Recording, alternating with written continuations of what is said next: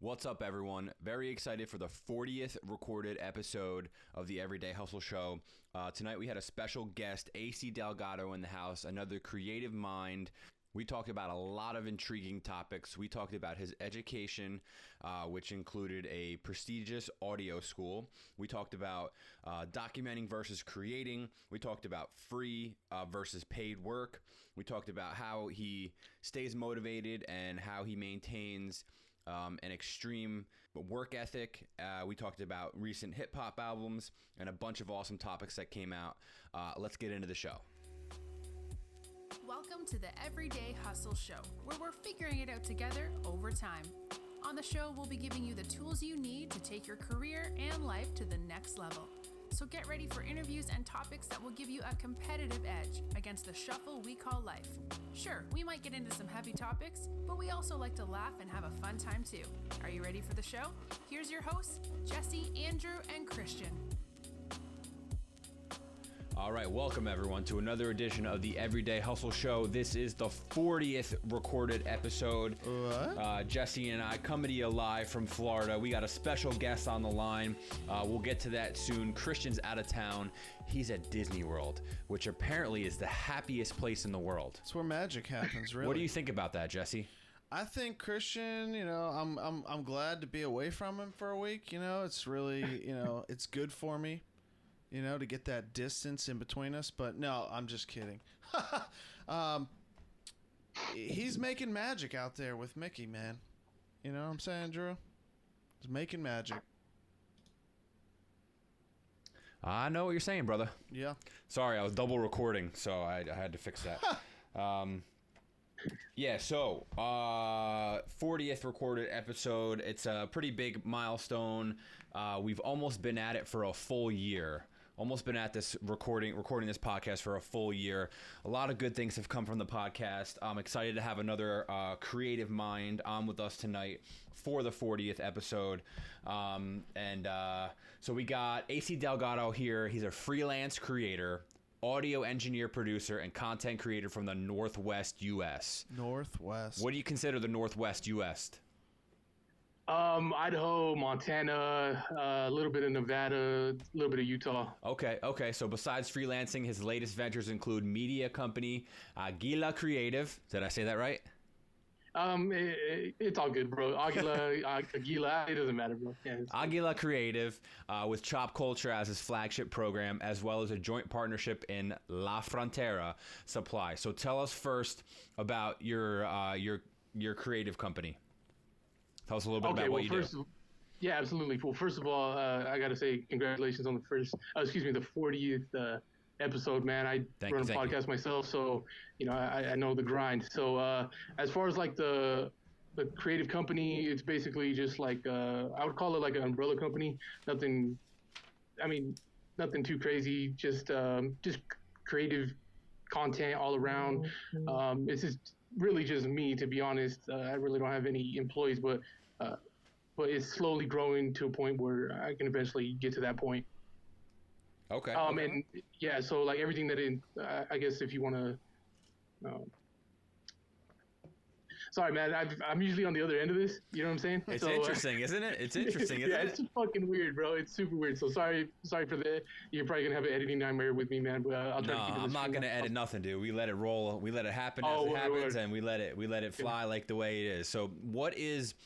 When you say, you're as a creative, like that's how you make a living, that's your company. What is your day to day? What type of projects do you work on? What are you creating? How are you out here working? Okay, so first and foremost, I'm like a freelance designer. Mainly within like the music sphere. I'll do like flyers for events, cover art. Like for cover art for like singles, EPs, albums, stuff of that nature. So that's mainly how I do, how I make my living. Do you draw? No, I don't really draw. It's mainly just like Illustrator stuff, Photoshop stuff. I do have a couple clients on retainer, excuse me, that I do. A couple gas stations, I do their like collateral stuff like that, their message board centers. So that's like the majority of my income. But when it comes to like but it's only about half my income. So the other half has to come through like raw freelance stuff. Right. So that's like that part of it. The other part of me, making money and stuff, so stuff of that nature, is through like Chop Culture, which is my like content channel, that has to do with like the hip hop sphere, as well as like actually do a little bit of entrepreneurial stuff as well, where I interview just like people here and there that that are generally doing some cool stuff. That's like my passion project and what I want to like get into and kind of move out of the freelance space. Yeah, that's pretty much you're interviewing and talking to guys like you, kind of in your area. Yeah, absolutely. Yeah. Mm-hmm. Tell us about, because the music thing intrigues me and audio intrigues me. Just before this, we were actually trying to figure out a technical issue, and the three of us combined couldn't get it together, but that's okay, because this stuff can get intricate and definitely technical. Right. And challenging. But so you didn't start off with the audio stuff. You were more started off getting into this industry, creating things with just photography and designing and stuff like that, and then you branched into audio, or was it the other way around? Okay. So like just a quick outline, I do come from a musical background, church, singing drums and stuff like that. But as a kid, I started off rapping just like every other Mexican kid in Idaho does. You know what I'm saying? So I started off rapping, needed some cover art. I was too broke as a kid. I also came from a less than desirable background. Parents couldn't help. So I just like picked up a questionable copy of Photoshop. You know what I mean? And I just kind of like practiced. I don't want to incriminate myself, you know what I mean? But I practiced for a few months, really fell in love with it. Did a few designs, blah blah blah, for the art class. Still in high school. So yeah, I mean, I started off as like wanting to be a rapper, blah blah blah, and eventually, like I was like so stubborn about wanting to do that. I ended up going to audio school, and so I felt like that was my passion for the longest time, But while I was there, I met a ton of people. You say one thing, and it just tends to get out. So I say, oh, I make cover art, and it just from there, people, they don't need audio engineers at audio engineering school, but right. When it comes to like artists and stuff, they need cover art. So it just kind of like snowballed into me just becoming a graphic designer, and that's how I bought lunch a couple times, bought groceries and stuff over there in Arizona in audio school. So wait, where'd you go to school? Because I think we might have went to the same place. I went to the Conservatory of Recording Arts. Yeah, me too, man. Oh, word, hell yeah! What cycle, man? Oh man, I was back in 07.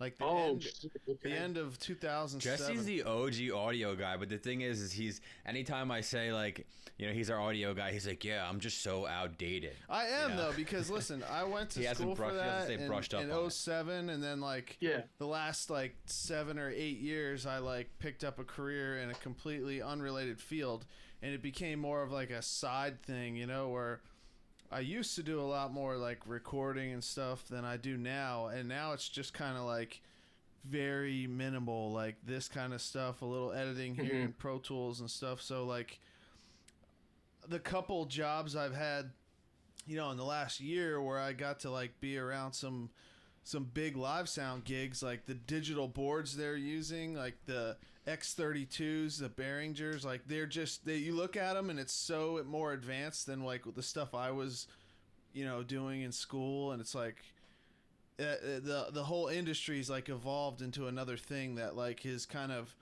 if you want to stay current, like it's like anything else, like it's like riding a bicycle. You don't forget how to use it, but you're a little rusty, and now with technology like advancing, it kind of is even worse.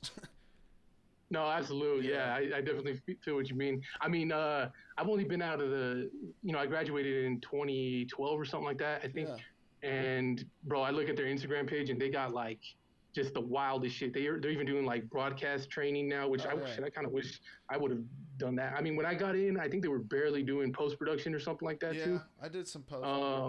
Oh, word, hell yeah. Yeah, but I definitely went to there. And you know what's funny? Like we kind of had like the same path as far as it kind of fall into the wayside, because like it's a tough industry, man. Yeah, because like when I went to like, where did you do your internship at? Here I go being the interviewer. My bad. Man, it's all good. We went to I went to Nashville from there, and I worked at sick. intern at Dark Horse Studio. Jesse, just to let everyone know, this is kind of the running joke. Jesse actually worked in the same place that Taylor Swift recorded her album. There was cool people there. Like the first day I was there, like I remember meeting the guys from Under Oath, and I liked them growing up, but they were the Christian band. Yeah, they were there recording.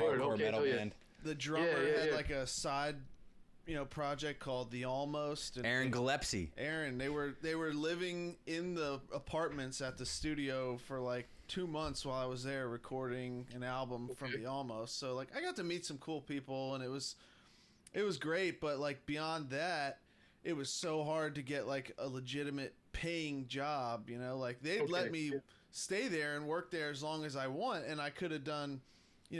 They give you the option to do freelance recording in their rooms for like a percentage, which is unreal if you think about it, because of the quality of gear, and the studio itself is just unreal. But right. You gotta do some hustling, get your own clients, and to make a full-time steady income like fresh out of school can be really tough.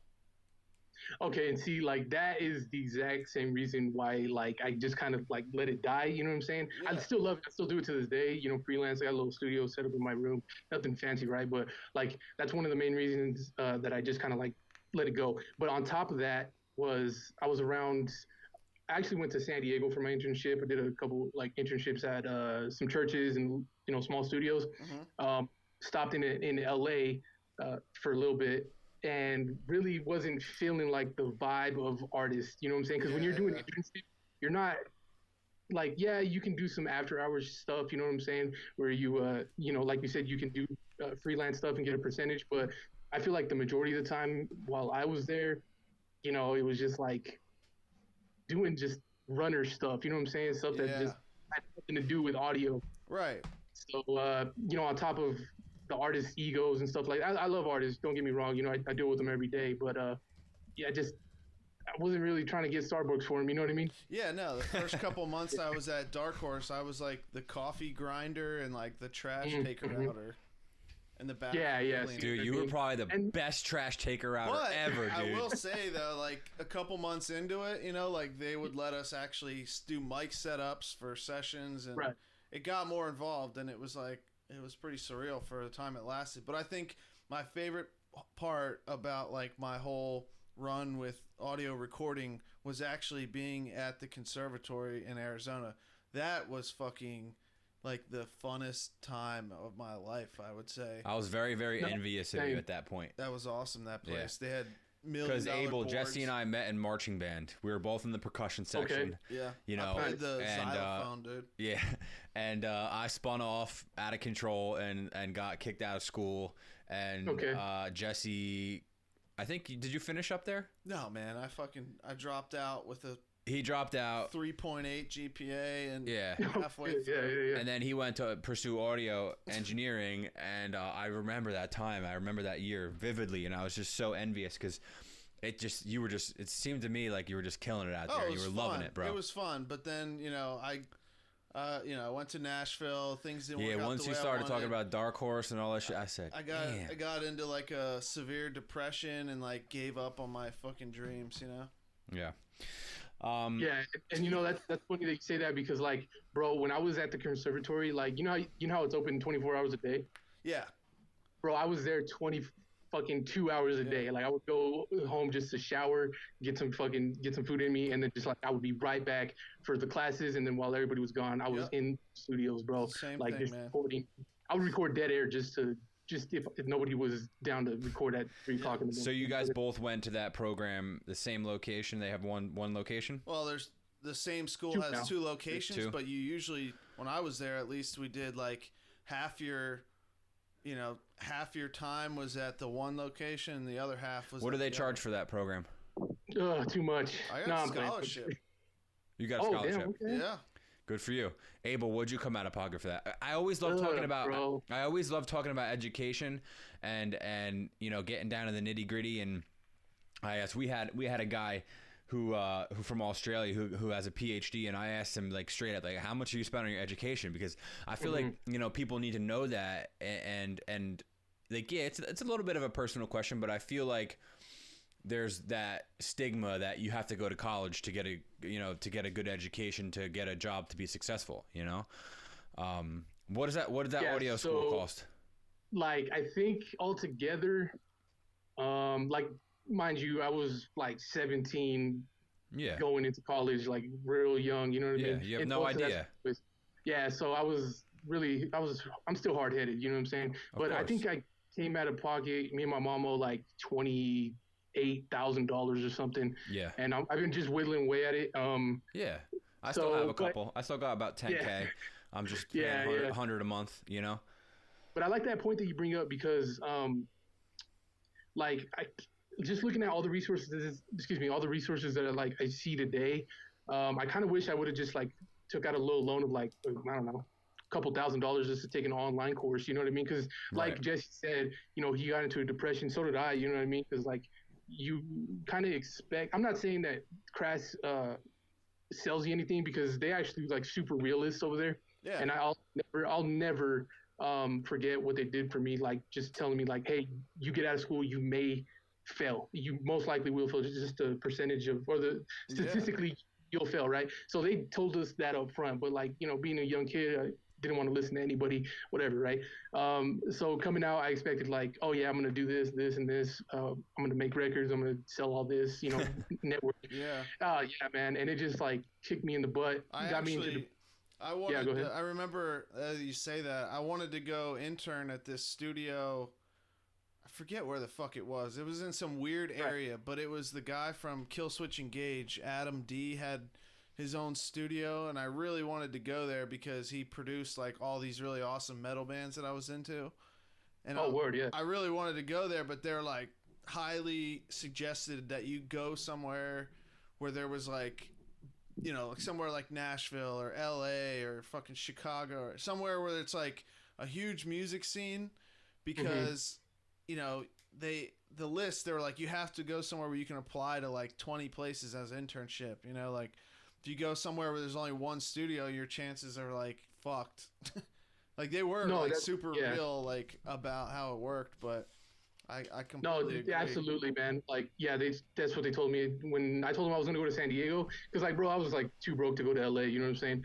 So when they were like, yo, you're going to go to San Diego, I don't know how well you're going to do. Like I said, didn't want to listen, still went. And I ended up having to, like, move back to Idaho in 2012. You know, all the while still designing and stuff like that, you know what I mean? Yeah. But I had to move back just because, like, the funds were running out for my loan. And that's how I ended up, like, back here. Which actually worked out pretty well, but I totally same path for me, man. You know what I mean? So, I love talking about education. You know, it seems like, you know, you invested in yourself, you believed in yourself, and then you kind of ended up back where you were before you left. Not in a knowledge, not in a knowledge, like you had gained knowledge, and also life experience, because when you're a young buck growing up in these worlds, like you have to like dream big, or otherwise what are you gonna do? Like, oh, my life's gonna fucking suck and I'm never gonna do what I want to do. Like, if you want to do something, sometimes, you know, you have to, like, you know, go for it, and if it doesn't work out, you know, it's like you learned a life lesson. And whether now that in retrospect we wish like I wouldn't have fucking done that, or I wish I would have just done this, like, it was still like you would have never known that unless you did it and it didn't work out the way it did. And you can't live your life in regret, you know. So no, absolutely. I mean, I got a bunch of pushback from my family about going, you know, because I don't know if it was just a mind state of just, you know, you graduate, you go to work, whatever. Yeah. No, same. But they just kind of told me, He was like, excuse me. Yeah. Go ahead. I'm sorry. Go ahead. No. Oh yeah, they just told me, they're like, nah, you shouldn't go. And you know what? Like, thinking about it now, I'm like, yeah, I probably shouldn't have went, because the $30,000 is a pretty big life lesson. You know what I mean? Especially with all the resources that we have now, because like there's audio courses online that are just like super cheap. It's kind of like it's insane what you can learn for so cheap nowadays with like. Well, I'm not sponsored by these people, so I'm not going to name them. So you know what I mean? Maybe one day you will. Even if maybe one day, yeah. Even if you meet the right person, and like you just learn from somebody, like a mentor, yeah. No, and absolutely, but that's like the networking that I did down there, solid, bro. Like I couldn't have asked for. You still remain in contact with the people from that point in your life? Not necessarily people from the school, but just like artists that I know, engineers that I know, all from the Arizona, California, New York area. Yeah, and we still, keep in contact, and I love it, man, because like with the newest venture, Chalk Culture, that's definitely helped. They'll tell me who's popping here and there, and I definitely get to keep my ear a little bit closer than I think I would have. But yeah, even if I did, like, say I didn't go to school, I would have definitely resented my family for talking me into staying too. So right. I either way. yeah. So there's really no regrets going. You know what I mean? Yeah. Two sides to every coin. That's right. Absolutely. That's a good segue into our next topic. I'm gonna kind of switch gears here real quick. Let's change them gears. Let's go ahead and just change these gears. But we'll be right back. We want to have a quick word from our sponsor. Yeah. This episode is sponsored by D Squared Media. D Squared Media specializes in branding and design, web design and development, and internet marketing, social media search engine optimization, and pay-per-click. Okay. Business cards, logo designs, a revamped website, and getting on Google with SEO are a few examples of what D Squared Media can do. Unbelievable. Yeah, you can check out their portfolio at dsquaredmedia.net, or you can take a look at our website, which actually was just completely redone by them, theeverydayhustleshow.com. You could check out current episodes. You could check out a little bit of a bio on each of us. You could check out some past episodes and some people who have been on the show. No matter what your budget is for a project, D Squared Media will be able to get you going in the right direction and help you accomplish your goal.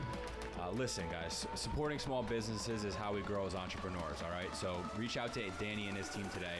All Everyday Hustle Show listeners are going to get 10% off their first invoice with the code EDH.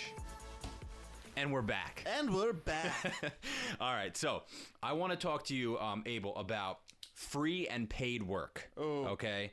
Now, in our industry, the creative industry, it seems like you and I dive into the same type of thing. I'm not so much into the music scene, but we're doing, photo video work. We talked about real estate, videography, podcasting, audio engineering. We do a lot of different projects, right? I know that they always say to start off doing free work, do free work, build your portfolio, get something, worthwhile that you can show clients and potentially sell them, and kind of figure out what your worth is. Now, I'm at a point right now where I'm trying to juggle free and paid projects, right? Right. I want to know, because I know that you have experience in this, and I'm sure there are some people out there who are just starting a business or want to, take that creative path, or even if it's just after work, or, and they might come to a point where people are paying them to do work, and people are also, not asking for free work, but you're still offering it, and your time becomes limited.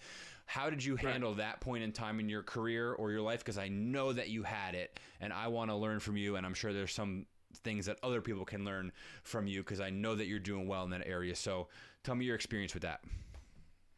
Okay, so it's going to be, I don't know if this is the answer you want to hear, but it kind of just depends. It depends on, what market you're in. As far as free work goes, I don't think anybody should do anything for free, especially if you're, a creative, I don't know what you want to call it, a creative freelancer, a designer, a videographer. Yeah. Something to that effect. You know what I mean? I think that you should get paid in some way, just my opinion. I wouldn't do a project for free outright. If I could go back, I just wouldn't do that. I did kind of start off that way, did a couple jobs, but eventually after the third or fourth logo that I designed, I just got frustrated, and I was like, I'm not doing this for free anymore.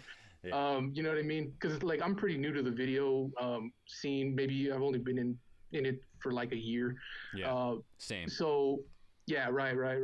But like I said, man, if I could go back and do it again, I would not do those 4 logos for free at all. Covers and stuff like that, I've always gotten paid for. Whether it be a pizza, a couple bucks, something like that. You know what I mean? Always. That's why I say always get paid for your work. You know what I mean? I was kind of getting into the logo scene.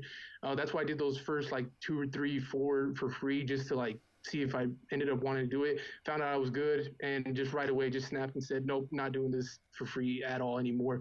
And so when I got into the video space, like I was just like, okay, I'm gonna attack this from a different angle, from a different angle that I did with the logos and the designing. Like I'm gonna like there's no way I'm gonna do charge up front.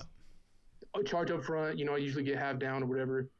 If it's a really big project, probably like a third if it's like a really big project. But yeah, man, like for anybody starting out, I would definitely just say,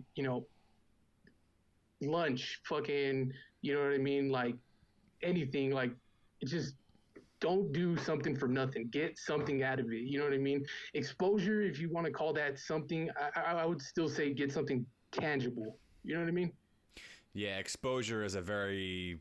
Like, it's not, to me, exposure is really not, like, it's not real. You know what I'm saying? It's like, yeah, it's just not something you can hold in your hand. And people always promise people always promise things that they can't necessarily deliver, And not to sound like a pessimist, but yeah, dude, it's like, more than 50% of the time. So yeah, okay. And then the next thing was I'm like, and this kind of directly correlates to the video work.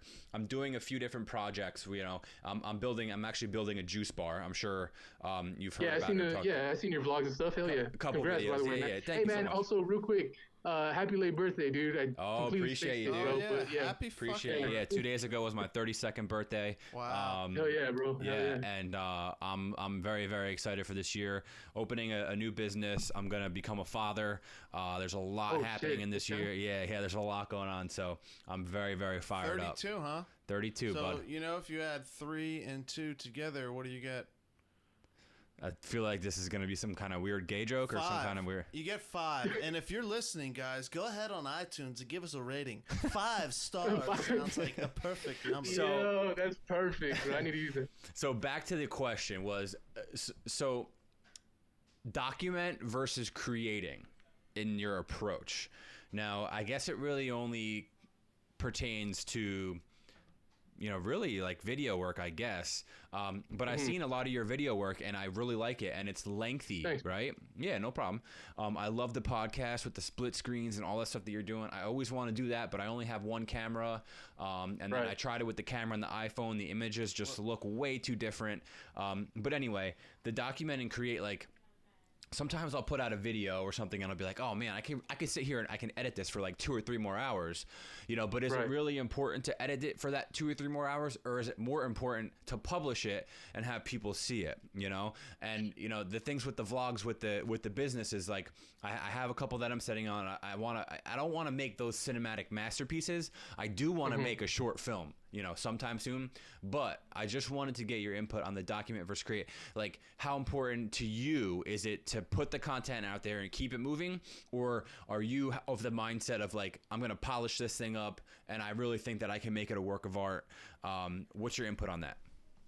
Okay, so I kind of walk like a fine line, you know what I mean? When it comes to the Child Culture Move Maker podcast, I only use one camera, to be honest, like, and I just kind of like chop it up here and there, editing tricks, whatever, right? But when it comes to like the documenting, I definitely think like we can ease up on that just because we have like stories now, you know what I'm saying? Like, that's another type of vlog to me. Like, I don't know if I like sound completely dumb right now, but I feel like, what Casey Neistat does is super fucking dope. He's making movies every day, which is amazing. But like, we're not that big and we don't have an editing team like he does. I think like we could just run with the stories, you know what I'm saying, on Instagram, Facebook, Snapchat, and stuff like that. Like I said, I'm not the best authority to talk to about this, but like, I think like in the case of vlogs and stuff like that, yeah, for long form shit, I think a little bit of polish, you know what I'm saying? Like, I don't edit out every and from my podcast because it's just kind of like, I've done it before and it just takes too long, you know what I mean? Yeah. So there's just a point where you just got to say, you know what, this is good enough, because art's subjective, you know what I'm saying? Yes. Like, what you like, somebody may hate, you know what I mean? It's just completely subjective. So I'd just say, just get it to something that's just workable, something that's maybe a happy medium. And just put it out. Yeah. Yeah. Right, yeah, because see, I get into like a phase where like, Okay, so I'm trying to build my YouTube channel, right? I want to hit that 1,000 mark so they switch on my monetization, which is, whatever. I just want to be able to make some type of income from that. I'm putting a lot of videos and a lot of content up there. It'd be nice to see a couple dollars, literally, a couple dollars, because it takes so many views to get, money back on YouTube. But like, I'll go like I'll upload like 2 in a week, and then I'll go a month without putting anything on there, and I'm like, why did I do that? Like, there's shit that I could have been putting out, to keep the ball rolling, because I feel like when I did that 30 videos in 30 days challenge thing, like I got so much traction and there was so much happening, and then I said, okay, I'm gonna do it from this point forward. I'm gonna do 1 a week, and then it never fucking happened, and then it kind of just like fizzles off. So I just wanted to get your take on that. And I think that's a good outlook, find a happy medium. It shouldn't be slapped together, but it should be. And it also pertains to the project, like if it's a little vlog on the business, like nobody cares about cinematic shit, but you're like, and I've learned that the hard way, you know what I mean? Because even when I do like these big events, like the only time that I'll vlog ever is like when I do these like the battle rap scene and album release stuff. And they don't get too many views, you know what I'm saying? So like, and I spend a lot of time on them, they're my babies in some way, and they just kind of don't get a lot of traction for me anyways. That's just me, right? But but hey, when I post something on Instagram story, and like, hey, we're out here, blah blah blah, we're out here at the battle, they'll just be like, oh damn, what time is it? I get more interaction from the stories than the actual like edited stuff. So right. Like I said, man, it's a fine line, but what are you necessarily like documenting the opening of your store? So I wanted to like have it to look back on, but also have it as like, if anyone ever wants to learn, like, hey, like, how do I build this type of business? Then they can look back at this video, and like, there's everything in the series so far. I'm working on the 5th episode. Everything from like permitting to vendors to like all like legal things and signing leases and all this stuff, like it's all in there. And like, if anyone ever said, like, messaged me and like wanted to say, hey, like, how do I do this? Like, I would be more than happy to spend the time with them to share that, because I feel like if someone did that for me years ago, that I could be a little bit further ahead of the game. I want to share my experiences with people so they can use them to benefit themselves. That's kind of why I'm doing the series on YouTube for the juice bar. Yeah, absolutely. I see what you're saying, man. It's kind of a tough answer since we're so like our styles of like what we're trying to document is so different. Yeah. So I don't know if I would just say, if I was in your position, I probably would just get it up, right? I would just get it up, bro. Yeah. Just like, because what are you gonna do? You're gonna shoot like, I don't know, per day, maybe like 5 hours of content, and like compress it down to like 10 minutes or something. Yeah, exactly. And then I'm gonna be I'll be sitting here. I don't need to be worried about transitions and subtitles and fancy After Effects, all this shit. It's not even necessary. All right, but cool. Nah, I definitely would just do like, or I don't know, maybe put in some some like I don't know how to explain it. Just to make yourself a little bit more efficient. You know what I mean? Just like look for those moments. But yeah, like I said, man, I usually am shooting events. So yeah, sorry, I can't answer that question all the way. Okay, so I'm gonna read something here that I actually wrote down while I was recording another podcast, and that's a really cool, interesting segment off of free paid work. Just from doing the podcast, somebody tagged me on Facebook. And they were like, hey, who knows something about podcasting? Somebody tagged me. And now I'm working with this client, recording and editing their podcast, and which was incredible. And then I have like all these professionals, at my disposal, because it's a realtor. So she knows all these different people. She has all these different connections. And I was just very, very intrigued by the whole thing, the way it happens. And I wrote this down, and I want you to tell me what you think about it, after I'm done reading it. So I wrote I wrote mindset, right? And I wrote thoughts become actions, attitude becomes realities. What you put into the world, whether it's verbally or consciously, it will come back to you. No, absolutely, man. It's all vibes. You know what I'm saying? It's all ways, all vibes. You know what I'm saying? I know it sounds kind of like woo woo or whatever, but no, I definitely agree with that. You know what I mean? Because I don't necessarily know how I feel about the positivity, because some people like to sell positivity. You know what I mean? Yeah. I don't know how I feel about that. I think, but like, I definitely know negativity isn't a good way to go, especially when you're like building relationships. So like, how you just kind of like got into a contact or relationship with this person. I'm sure if you were negative with this person, like the realtor doing their podcast, they wouldn't want to work with you. So yeah, I definitely think like if you can put forward your best self as like a professional, you know what I mean? Whether that be like in any field, because nobody wants to work with an asshole. You know what I'm saying? Yeah. I hate assholes, man. No, I'm an asshole too. Trust me. Like, and I don't say that like proudly or anything, but like I have to really check myself a lot of times, because I'm like, yo, if I'm talking to this person, especially through text, because there's no tone through text. You know what I mean? Yeah. Yeah. If I'm talking to this person, like I just want to be as respectful as possible, and that's just like the vibe I want to put out. Because I don't know, a lot of people wouldn't see me as like a quote unquote positive or happy person, but they know damn well I respect everybody that I can, and because I want that back. You know what I mean? I want those vibes to come back, like the respectful vibes. Because at the end of the day, I'm trying to make some money, man, and I'm not gonna do it by offending like somebody who can, give me a path or open a door. Right. Jesse, what do you think about that little segment that I wrote out there? You need me to read it again? Read it again, dude. All right, here we go. He was on his phone. No, Unbelievable, dude. You believe this shit, dude? I'm over here working. I'm sweating. I'm trying to interact with people, and Jesse's over there Instagramming. I was sharing an episode of our podcast through text to someone in California who I want to have on the show. Wow. All right, here we go. Mindset. Thoughts become actions. Attitudes become reality. What you put into the world, whether it's verbally or consciously, will come back to you. Yeah. I think that's good. Yeah, absolutely. That's what you got. No, That's what you got, what Jess. What do you want me to say? It sounds. I great. want you to tell. How does that make you feel? What do you think about it? What's your opinion on it? Do you think that how you think to a degree, yes, makes you act certain ways? Obviously, mindset plays a lot into success. So, but then in the same... so I missed the whole question. My bad. Damn. In the same respect... You can come back in. The same respect, like, if I just sit here and say, man, I really want to be a fucking mermaid, and I say that 6 times a day, I'm not going to fucking be a mermaid, It has to be like something reachable. I could swim my fucking heart out as a mermaid and, love my life. But it has to be like a reachable, realistic thing, you're talking about. But you have to like go through life like believing in yourself and trying to strive to be better if you want to be better, because if you just sit there and fucking watch TV all day and you don't fucking do shit and you just go through the motions day after day after day, you're gonna get what you're putting in.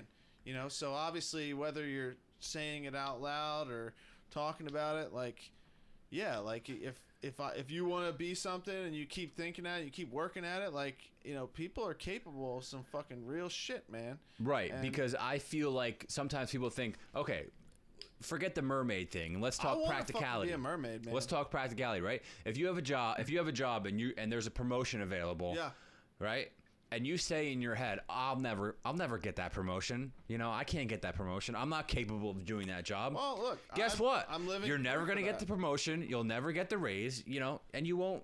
I'm living proof of that, because when I like 2 years ago, I was thinking like I conducted myself in a whole different way in my workplace environment, because I kept thinking like, I could be a manager, but not at this point in my life. Like maybe 10 years down the road, and I just did shit in a completely different way and carried myself in a different way, and then like I got promoted to a different position, and then I was right under next step up was like manager, and I started thinking like well, maybe I can fucking do this, and I started like learning what it was all about and this and that, and fucking boom, I did it, and here I am fucking doing good with it. Abel, you want to chime back in? Because I feel like you... No, absolutely. No, yeah, I can't agree more, man, because like when I started Child Culture, like I struggle to even get people on the show. You know what I mean? Right. Like the interview section of it kind of started off as like a run-of-the-mill hip-hop podcast, whatever.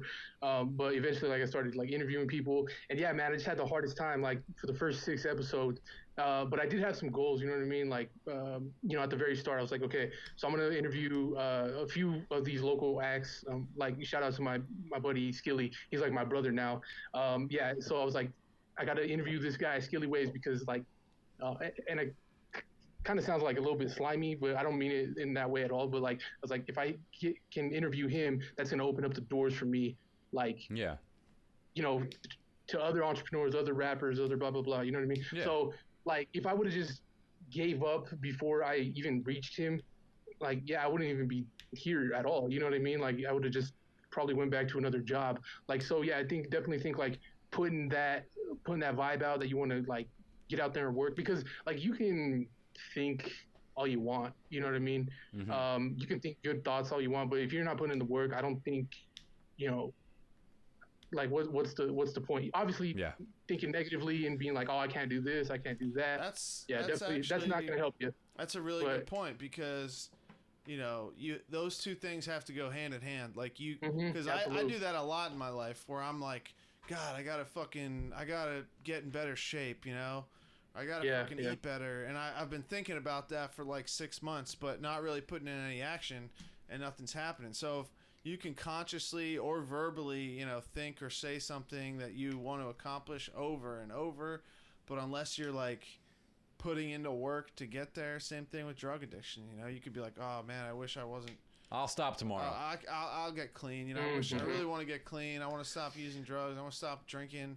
But if you're not like working towards it and like really doing anything about it, it's never gonna fucking. So happen. Let's talk about work ethic, because you mentioned that. Let's go ahead and talk about it. Let's go ahead and talk about that, because I love that topic. Let's talk about it. And I always see you working, always, and I guess that's why I wanted to ask the last question, right? And I'm gonna get to let's get to work ethic, but I feel like, okay, if you take a look at your life, right, you are making it on your own, right? You're providing for yourself, for your family, and for whoever is around you. Right. You're your own boss, right? And I love that, and it intrigues me, because that's the direction that I'm going, and I feel like that's a lot of Americans want to go there. I had a buddy of mine. Well, a lot of Americans say they want to go there, bro. Exactly. That ties in. Be like that guy, but be that I'm guy, around dude. So I'm around a lot of rappers, bro. Like, and a lot of people say, "Oh, I want to make it," but I'm like, just through their actions. And I know this isn't like a hip hop show or whatever, you know what I'm saying? But like, I feel like, okay, so the reason why I bring up the rapper, and the reason why the rapper is like an interesting subject to me, is because like that's pure entrepreneurship to me. Like, you create something out of nothing. It's in your own head, and you have to become a product. You have to market it your own way. There's like rappers in my own town that want managers but don't do anything. You know what I mean? Like, they got to do the mixtapes, promotions, perform shows. They got to do all that stuff. Right. So that's why I say, and that kind of like, I see that in just a lot of other people. A lot of people get like comfortable. You know what I'm saying? Like quitting my job last year, because I'm almost a year on my own. Like quitting my job last year was super fucking uncomfortable. You know what I mean? It was a big, huge leap. I only had a little bit of runway, probably like a month or two. You know what I mean? I had my retainer clients, but that's only enough to pay half my bills, whatever. So like, a lot of people would rather just kind of like, this isn't like attacking them, first and foremost. But a lot of people like, they'd rather take the safe bet. Right. And I don't blame, you know what I mean? Okay, I think I'm veering off the question. My bad. No, it's fine. It's fine. No risk, no reward. No, exactly. Yeah. The question. Work ethic. We were talking about work. Dick now. I feel like a dick. Yeah. No, dude. How fucking dare. The conversation went to where it was supposed to go. Okay. But yeah, so I feel like, okay, work ethic is separating those people that you were talking about right there. The people who talk about it, who won't do it, and who are scared to take the risk. Those are the people who their work ethic lacks. or it's missing something to get them to the point where they can succeed on their own, right? And that is, I feel like, what separates a lot of guys who are out here making it on their own, providing for themselves, finding ways, and means to make money on their own. And I see you always working, and I want to know, like, where does the work ethic come from? What drives you? What keeps you motivated? How do you stay hustling so hard, working all the time online and doing your thing? Yeah, man, you got like 6 kids you got to provide for, or? No, I don't got no. I'll see. Okay, so that's kind of the. Luckily, I don't have kids that I have to provide for. So that's like one of the. There's a lot of variables to this, but like my dad, he was a hustler. I call him a hustler. My family's always owned like truck driving businesses and stuff like that. So I'm always seen that, even though like, pity party or pity sob story aside, right? Like wasn't around my dad a lot. You know what I'm saying? Because of divorce and blah blah blah. But I always knew he was a hustler, so like I kind of did like look up to that. Whether he was hustling some illegal stuff, but so I just seen that and I was like, well, I think I could do better, and so that's why I'm going this way with like graphic design and content creation and stuff like that. But like I think it just comes from like brass tacks. I just don't want to ask another man to use the restroom. You know what I mean? Woo! Come on. Like that's it, bro. Like I said, I don't know. I'd rather not. You know what I mean? Love it, dude. I love it. Hey, I'm gonna go ahead. I'm gonna take 5. I'm gonna go to the vending machine. Yeah. Dude. I just can't do that, man. But it does come with its like there's consequences to everything. Like yes. Like right now, me being on my own, I'm like the worst and best employee that I have. You know what I mean? Right. So like, if I wake up at 12 or 1 o'clock in the afternoon, whatever, and I miss, an important meeting or I miss a chance to go out and, look for leads and stuff like that, that's on me. You know what I'm saying? It's you versus you out here. Yeah, exactly. And if I wake up too late or if I go to sleep too late or whatever, and I'm not able to put out, the content that I need to on the schedule that I give myself, like there's no one else to blame but myself. So yeah, definitely like that's a really big, but I'm willing to take it. You know what I mean? Yeah, I love it. All right, so we're gonna switch gears again. Absolutely. Jesse, Let's are you ready for this? Go ahead and switch gears. Yeah, we're gonna get ready to wrap it up, man. I appreciate your time. I don't want to take too much up of your time. But you said, I know this isn't a hip hop show, but recently, man, I just been vibing on some hip hop, some new albums that came out. I want to talk to you about them, and I want to get your take. Jesse's probably completely lost because all he listens to is, what do you listen to? Dude, you listen to some weird talk show podcast, right? I listen to the Howard Stern show. Dude. Howard Stern show. Anytime I get into Jesse's truck, he's on the Howard Stern, or isn't there another one? Jason Ellis or Howard Stern. Okay. He just never listened to music, which I don't know. Anyway, Logic and Eminem. What do you think about their new records? You listen to them? Yeah, he came back with like okay, so here's the thing, just a quick little caveat or whatever you want to call it. On him, dude. Nah. Well, no, I actually love Logic, man. He's super dope. He brought back like the boom bappy, old school vibes. That was cool. Eminem, not a super big fan of him. Just really never got into him. Nothing against him, right? Do you think that Machine Gun Kelly beat Eminem on their diss songs? Okay, I'm gonna get butchered over this one, but there's one line that Machine Gun Kelly said, and he said something about for every rapper that's up under me, I'd never do you like this fuckery. I love that so much because Machine Gun Kelly's like a underdog, in the situation. Yeah. So I always root for the underdog. It's just the American way. You know what I'm saying? We root for the underdog. I feel you. Yeah, so I'd like to give it to him, but lyrically, Eminem did do his thing. So I listen to those 2 songs. Yeah, I don't even feed into it, but I think that Eminem's album is really good. And the reason why I wanted to ask you about it, and because he isn't scared to like do things that other people necessarily might be scared to do. Like he kind of tells it how it is. you know, and it might be his opinion, but maybe I just agree with it, and that's why I feel like it's good. But he kind of talks shit on the other rappers, and you know, but like, you know, I just feel like lyrically and like his skill set in the hip hop industry is I feel like it's fucking awesome. I don't know. Maybe it's just I don't know. That comes with the territory, you know, just thinking you're the best. I talk to rappers every day, and that's just like automatic. You know what I mean? Narcissistic. And what do you think about Logic? You never really got into Logic's him either? dope, man. Yeah, Logic's cool. No, I actually love Logic. I like his the Incredible True Story, super dope album. Yeah. I like his message, his mentality. I like how he's half black, half white. Why don't you tell us what you really think, Drew? I just did. Oh, okay. I don't know. Maybe I like Eminem so much. Corny, I don't know how you guys feel about that. Who? Logic, he's a little bit corny, though. You think he's corny? A little bit. Just a little bit. No, that's fine. That's fine, dude. I mean, his new album has a track with like Raekwon, Method Man, and like all these old school hip hop. Wu-Tang Forever. That was hard. Dude, yeah, absolutely. fuck, I don't dude. even know who the fuck Logic is. That's all right, dude. That's all right, dude. Me and Abel are having a conversation about hip hop, dude. Did he write that like suicide song? That I don't want to die. I don't want to. Yeah. No, that song, I know that. So like, I feel like, so not only is he, I feel like he's, would you consider him like a skilled lyricist? You know, about half the time. Sometimes he'll like, you know, just say stuff just to say it. And that's how I kind of feel about Eminem as well. Okay.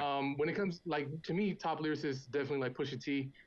Because like with his diss track, he had the best diss track since like Ether. You know what I mean? To me, against Drake.